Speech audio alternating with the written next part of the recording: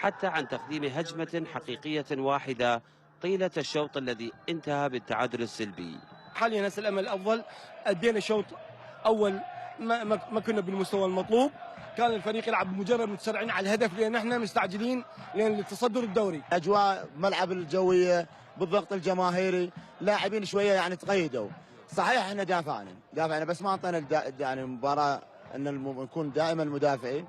مطلع الشوط الثاني أراد فريق القوة الجوية تعويض ما فاته في الشوط الأول، فكانت له هذه الضربة الحرة التي سجل منها أمجد راضي هدفا غاية في الروعة أنعش من خلاله آمال الفريق والجماهير.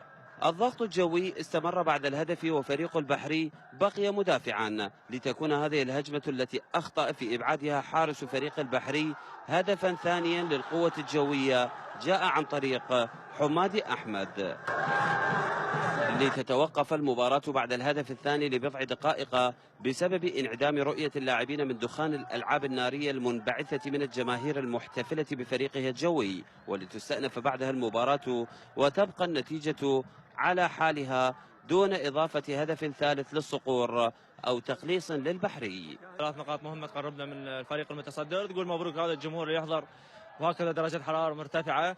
الحمد لله تعبهم ما راح بلاش، تعبنا ما راح بلاش. خسارة صراحة سببها واضح، سببها احنا ما نقدر ندافع بشوطين نفس الرتم، اكيد تنزل اللياقة البدنية، اذا نزلت اللياقة البدنية راح تبين اخطاء واللي حصلت. بهدفي أمجد وحمادي فريق القوة الجوية يقطع شوطا هاما بعد هذا الفوز على فريق البحري نحو أمل بلوغ الصدارة. كريم درويش، الحرة، بغداد.